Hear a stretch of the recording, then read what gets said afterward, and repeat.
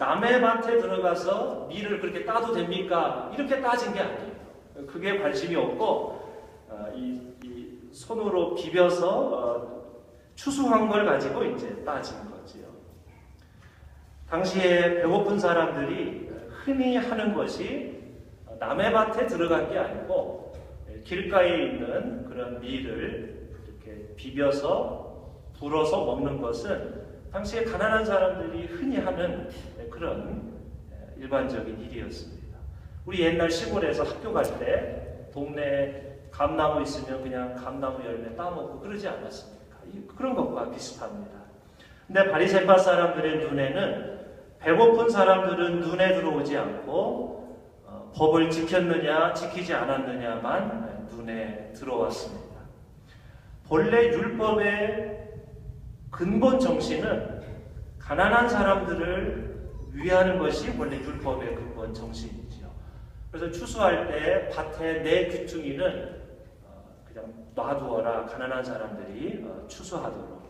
한번 이삭을 끝났으면 밭에 떨어진 이삭은 굳이 그것까지 줍지 말고 그거 그냥 놔두어라. 그래야 과부들과 가난한 사람들이 추수 끝난 밭에 와서 그거라도 줍지 않겠느냐.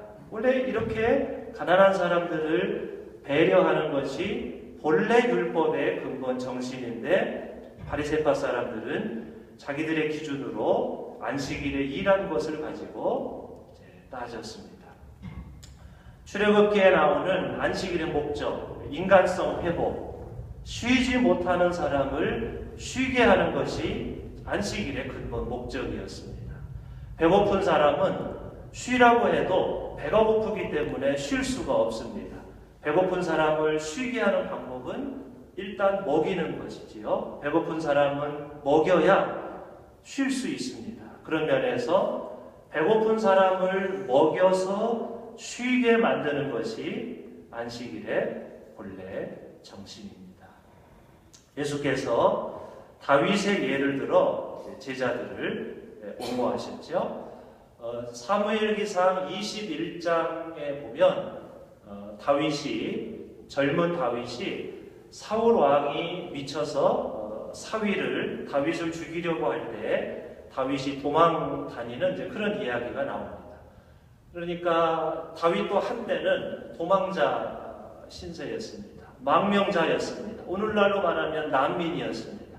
그래서 도망 다니다가 지방의 노비라는 그 동네에 있는 아히멜렉 제사장을 찾아가서 배가 고파 죽을 것 같으니 떡을 좀 달라고 이제 다윗이 부탁을 합니다. 이 아히멜렉 제사장이 말하기를 지금 하나님께 제사 드린 빵밖에는 없는데 이거를 줄 테니 이걸 먹고 기운을 차리라고 아히멜렉 제사장이 다윗에게 빵을 주어서 다윗의 목숨을 살렸습니다. 본래 하나님께 제사 드린 떡은 제사장만 먹을 수 있었는데 이제 아히멜렉이 그 제사장의 규정을 어기고 도망쳐온 다윗에게 이제 떡을 준 거지요. 사울 왕은 나중에 이 소식을 듣고 아히멜렉은 물론이고 아히멜렉과 같이 있던 주변 제사장들 심지어는 그 놉이라는 성에 있는 주민들까지 싸그리 다 죽였습니다. 도망다니는 사람에게 먹을 것을 주었다는 이유로 아히멜렉과 그 주변 사람들이 다 목숨을 잃었습니다. 예수님은 이 이야기를 예로 들면서 당신들이 가장 존경한다는 다윗 왕도 젊은 시절 도망다닐 때 제사장이 주는 떡을 먹고 살지 않았습니까? 배고픈 사람에게 떡을 주는 것이 안식일의 본래 정신입니다.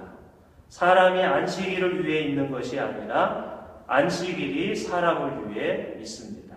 하나님께서도 나는 제사를 원치 아니하고 자비를 원한다. 그렇게 말씀하셨습니다. 이렇게 예수님께서 대답을 하셨습니다.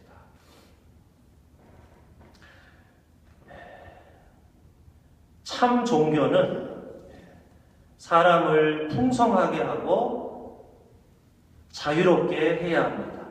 사람을 구원하고 사람을 살리는 것이 종교가 해야 할 일입니다. 만일 종교가 오히려 사람을 속박하고 구속하고 괴롭힌다면 그것은 종교가 타락한 거고 그것은 잘못된 종교입니다.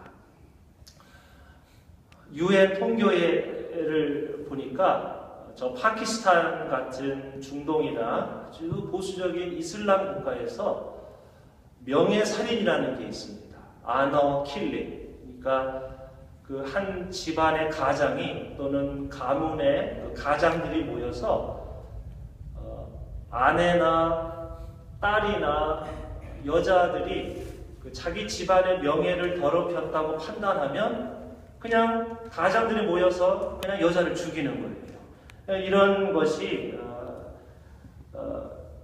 한 해에 5,000명씩 살해당한다는 통계가 있습니다. 그러니까 집안에서 너 이 사람하고 결혼해 이렇게 이제 했는데 그 딸이 결혼 안 한다고 하면 집안의 명예를 더럽혔다고 해서 그냥 죽이는 이제 그런 거죠. 잘못된 종교가 삶을 더 풍성하게 하는 것이 아니라 오히려 삶을 더 피폐하게 만들고 사람의 생명을 앗아가는 그런 역할을 하는 거죠. 아히멜렉 제사장은 전통을 지킬 것이냐 죽어가는 사람을 살릴 것이냐 선택해서 사람을 살리는 쪽을 택했습니다. 예수님도 배고픈 사람을 먹이는 것이 안식일의 본래 정신이라고 말씀하셨습니다. 하지만 전통을 규정을 어겼다는 이유로 아히멜렉 제사장도 목숨을 잃었고 예수께서도 십자가에 달려 처형당하셨습니다. 오늘 이 이야기는 우리에게 이런 질문을 가져다 줍니다.